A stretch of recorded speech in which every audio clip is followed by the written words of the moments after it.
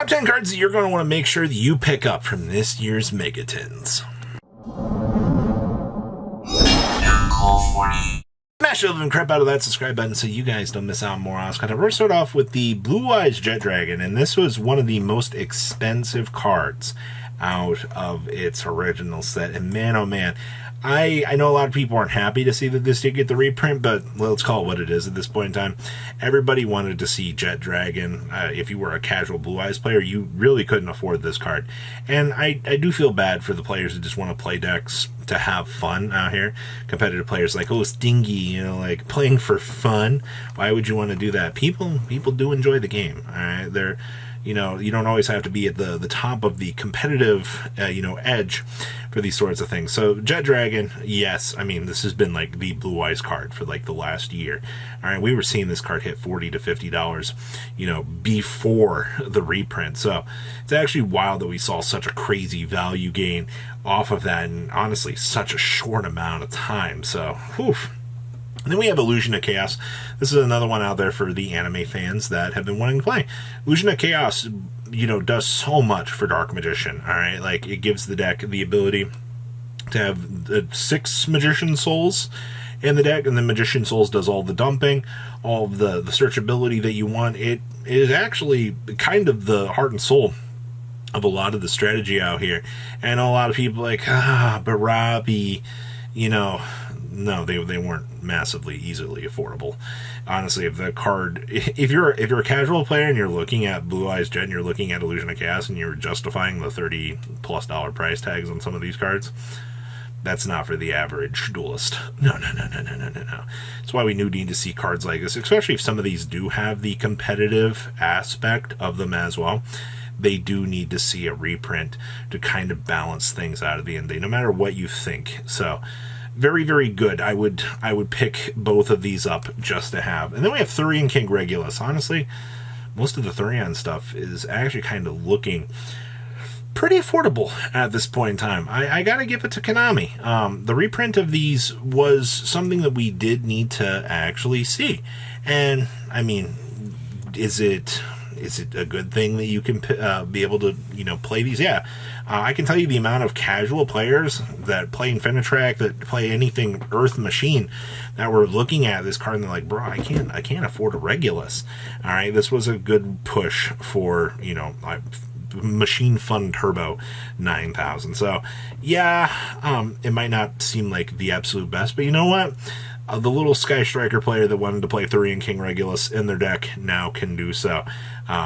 There's so many cool decks that you can just play this card in as a negate just to have, especially like on an end board. Rikas on Avalon's another good example as well. Next up is the News Reporter from the Underworld. Probably one of the most generic monsters currently in the game. I mean, it's 2 monsters to make it. If a monster, you can destroy by a card effect, contribute a fiend monster instead, sure. But the thing that makes this card good is you target a fiend monster in your graveyard, except for this, discard a card and special summon that monster, and then you can also special summon for this turn, except for fiend monsters. Well, Dark World loves this card, but so does every other essentially almost generic card in the world. This card was gaining a lot of value, and the fact that we just saw it get cut off due to the reprint is a good thing. And this is another piece for budget Dark World players out here as well. And I got to give it to the budget players. You're eating essentially good out here, but I would make sure you have a copy of this just strictly on the budget side of things. All right, don't underestimate how good budget options can actually be. Next up is Garuwa, the Wings of Resonance. Yeah, this card has been a beautiful centerpiece of competitive play for a little while because, one, you can fling it at your opponent and now you can draw a card, so punishment gets a little bit of value. It's a massive super poly tar. Oh my gosh, the value you get off a super poly with this card. And then it deals double battle damage. So you wonder, what is it, the Tier Elements field spell? Or the Cash Tier field spell? It's one of the two. You're dealing essentially 4,000 damage on a direct attack with this. And that's a lot more than a standard monster should be able to do. Like, there are lines on certain cards that you just look at and you're like, Konami, why did you print that? What was the point of that? But this card has been the hottest TCG exclusive of the year. And I'm actually very, very happy to see that this is going to be available to everybody. More Super Polys for all.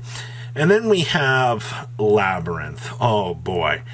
You know, I've said this in some other videos, but I feel bad that you don't have Big Welcome Labyrinth. And Chaos Angel is also another hindrance available on the market. But all is said and done at the end of the day, though, this is a lot more inviting than we'd previously seen. A lot of the value that was distributed through Labyrinth has been kind of amputated, and I think it's actually a very good thing. I do highly recommend just picking up a Labyrinth core just to have. I mean, there's so many little splashable things you can do. I mean, I think somebody just topped a regional with Plunder Labyrinth. Yeah, that's right. You heard me say Plunder Labyrinth.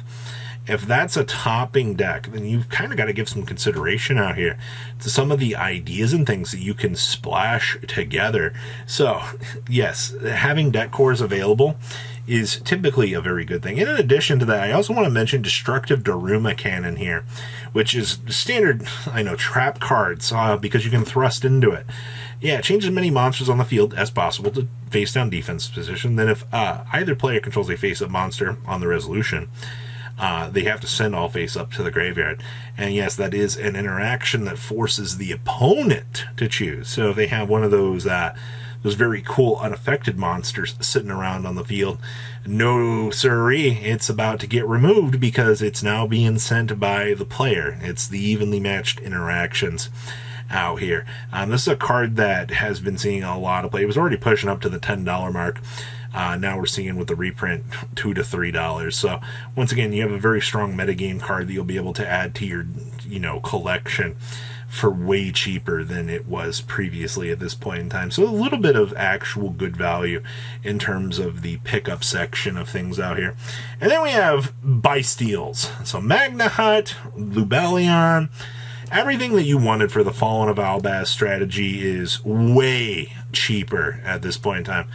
Holy moly, those cards had no business being the price points that they were. But that's what happens when you have powerful hand trap effects that players need, because the format isn't a lot of fun. And I hate to say it, but, when the game is not exactly the most fun out here, I understand why players can become frustrated with some of these imbalanced and unfun, ratios and things. And the buy steals exist to kind of fix that. I do have a feeling we could see Magna Hot go to 1, so maybe consider that in the future if you're trying to pick up massive play sets of all the buy steals on the very early side of things. So, boy, oh boy, imagine some of the things that we could see. Next up is Camelot, and this is a meme. Well, not really. I think this card is pretty cool. The biggest complaint that I've heard people say about this is it places Noble Knights of the Round Table, and Robbie, nobody wants to play that card. But it does actually let you interact with Artorias. I have always been a fan of the original Noble Knights, and I personally want to pick up 3 of these because I think it's kind of cool. The fact that you have rotating field spell ideas with this is actually kind of cool.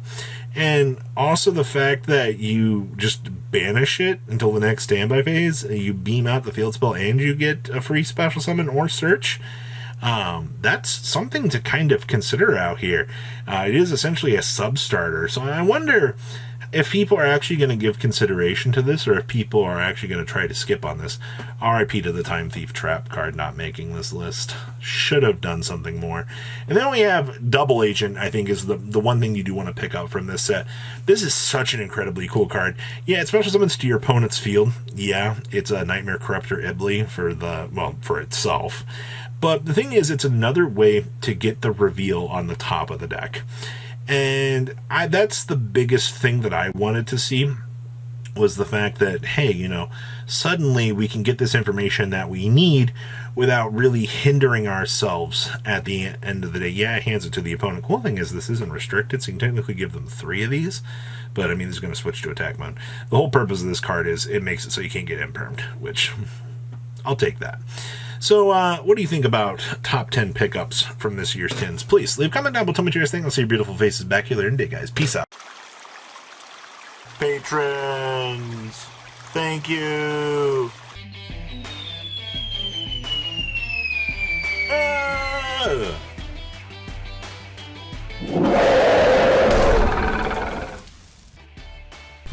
Thank you so much for watching. Check out these other videos.